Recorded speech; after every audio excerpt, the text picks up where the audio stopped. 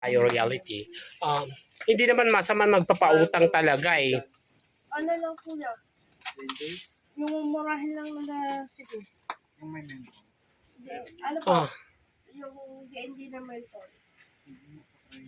ako ate nagpapautang ako may limitasyon. Halimbawa 500 this week hanggang 500 lang.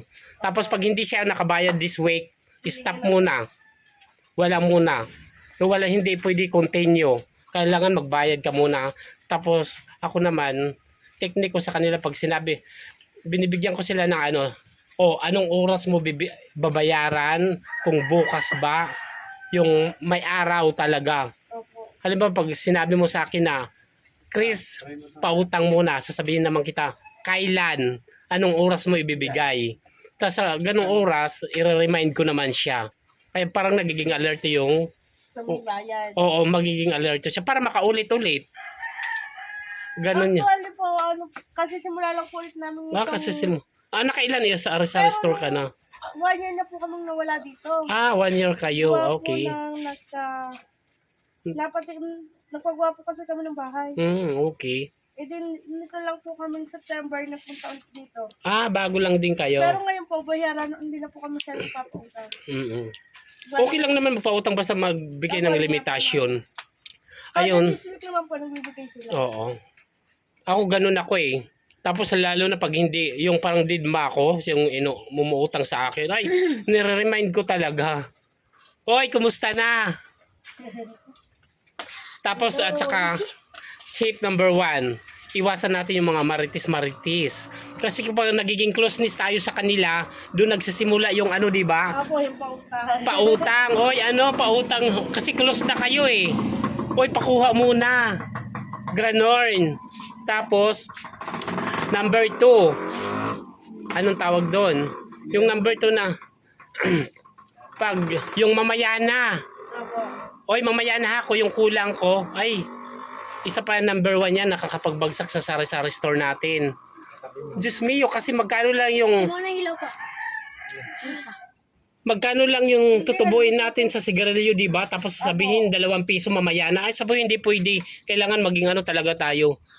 Tapos i-reason nila na i-reason nila parang tatakbuhan naman kita. Ako minsan sinasabi ko sa customer ko, doon sa 7-Eleven kasi malapit ako sa 7-Eleven eh. Doon ka magsabi mamaya na. Kung magagawa nyo yan. Kaya nga po, may point kayo. Di ba? Kasi, Diyos ko, sa Camel, magkano binta niya sa Camel? Wala po kami. Wala kayong Camel dito. Mighty. Mighty po. Magkano bintahan niyo sa Mighty? Sa 7 pesos. Apo. Imagine. Ang Malboro po 9. Paras lang tayo. Samantala sa iba 10. 10, 11. Sintabos lang yung kikitain natin yung tutubuin natin, di ba? Opo, yun nga. Tapos kulang sila ng 2 piso. Di nalugi na tayo. Paano kung nakalimutan natin? Kung sunod-sunod yan na magsabi na mamaya na yung 2 piso. Mamaya na yung piso. Kaya, Ano pong pangalan niyo sa YouTube? may ni Crispin Villanueva. Okay, muna po po Sari store. Ayan. Tapos okay ito, maganda din kasi may panibang income, no? At Kasi least simula lang po namin kailangan talaga may extra income tayo. Ay, naglalagay. Kailangan talaga sa sari-sari store natin kasi kailangan may extra income tayo kasi hindi kasi parang hindi sapat. At saka yung pinakamaliit mo ate na binta magkano naman? Sa alin po, Oo, mga nasa 1K? 1K. Pwede mo. Opo. Okay na. At least wala ka naman upa. 1 day, 1K. Ako naman pinakamaliit ko is mga 4,000. 4,000 pinakamalakas ko is Friday, Saturday, Sunday. Opo, kumukuha ng may... Alak, mabilis, mabili. Alak, sigarilyo kasi nagiinuman. Kasi sahod ng mga construction. Kinabukasan, ubos yung pera nila. Taga saan po kayo? Muntinlupa. Yan. Tapos sa sari-sari store din, mas maganda na kompleto. Opo. Ayun po, kaya po kami Kahit pa unti-unti lang, kahit ilang peraso lang. Kasi si customer pag naghanap si customer, halimbawa, pabili suka, wala kang suka. Di pupunta na doon. Si customer hindi lang naman suka bibili niya eh. Opo. Bibili siya suka, Topping. mantika.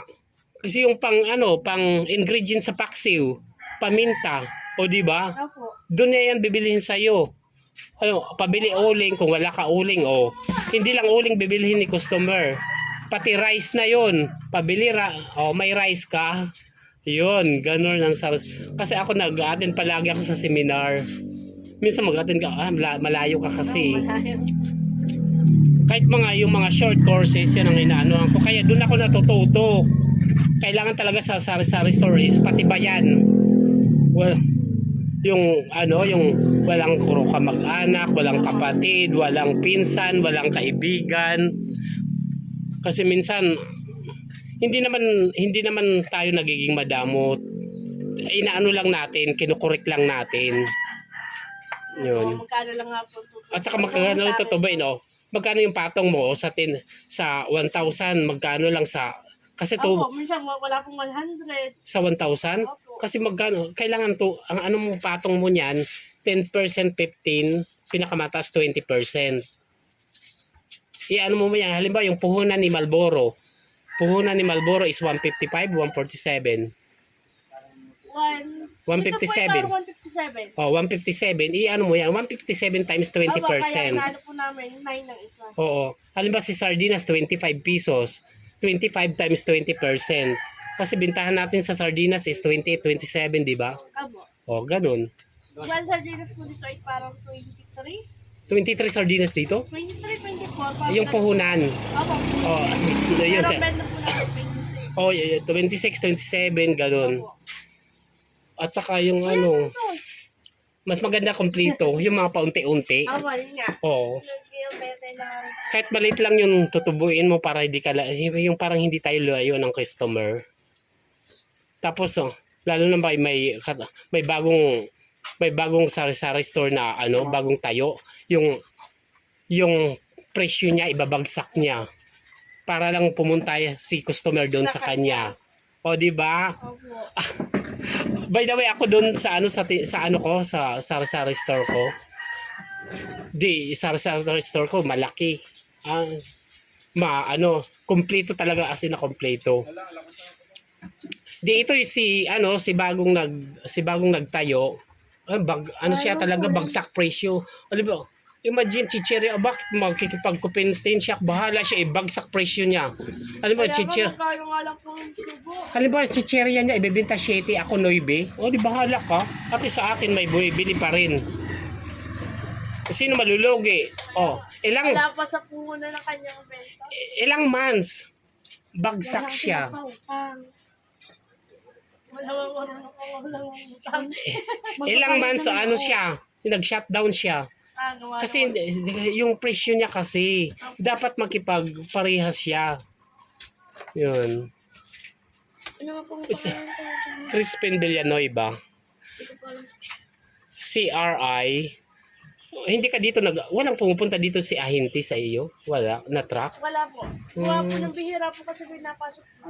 Oh, dapat yan kung bihira, bantayan mo. Kuha yung sa ano lang po sila, nag-highway lang po sila. Nag-highway. Minsan yan ang bantayan mo. Kasi ako, pag si Ahinti yan ang binabantayan ko number 1. Paano mo babago sa kanila? Like si Alfonso, bintahan sa mga groceries magkano? Si Alfonso is 270, 275, 280.